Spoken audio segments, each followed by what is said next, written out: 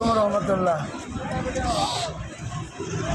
তো আমি একজন উপজাতি, আমার নাম দিনীচন্দ্র ত্রিপুরা, বর্তমানে মোহাম্মদ ইব্রাহিম। বিসমিল্লাহির রহমানির রহিম। আমি আল্লাহ তাআলা সৃষ্টিকর্তা জানি, এতদিনে আছে সৃষ্টিকর্তা জানি, কিন্তু মানার মধ্যে ঠিক না। তো আমি যেদিন চলে আসছি ঘোষপাড়া 17 তারিখ নভেম্বরে বড় মহাফিলের ঘোষপাড়াতে আল্লাহ তাআলা দেওয়া পেয়ে আমি এই সফরিয়াতে আমি নবমুসলিম জন্মগ্রহণ করলাম ধর্মীয় মধ্যে। আলহামদুলিল্লাহ এখন ভালো আছি। ওই কবিরার দোকান ওইদিকে দক্ষিণ সাইডে বর্ষণকলা পাড়ায় এখন সেই পরিবার 7-8-28 জনে আছে বর্তমানে। আমাদের খাওয়া দাওয়া অভাব হলেও, টাকা পয়সা অভাব হলেও আমরা এই জিনিসটা নিয়ে জীবনটা যুদ্ধ লড়াই করতেছি। কারো কাছে বাজারে পথে ঘাটে আমার নেতৃত্বের মধ্যে 28 জন।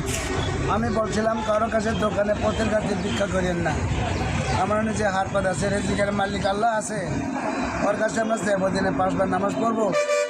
আলহামদুলিল্লাহ এখনও যে বিভিন্ন এলাকাতে পার্বত্য বান্দরবান জেলাতে নবমুসলিম 5টি জায়গায় আছে, কোনো পরিবর্তন আছে নাই।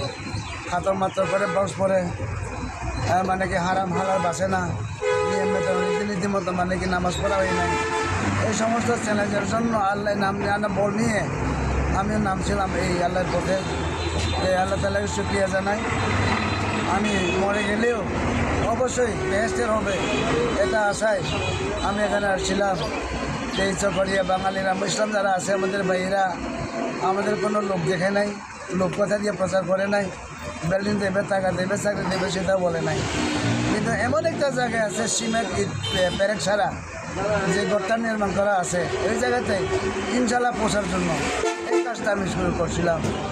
আপনারা যারা আছেন কোরআন জন্মগত ইসলাম যারা আছে, আমার নাম নিয়ে মোহাম্মদ ইব্রাহিমের পরিবার, এদের আমাদের ছিলাম সেটা পরিবার থেকে আরও আমার উদ্যোগ ছিল 40টা পরিবার যেন ওই জায়গাতে যেন আগাইতে পারি।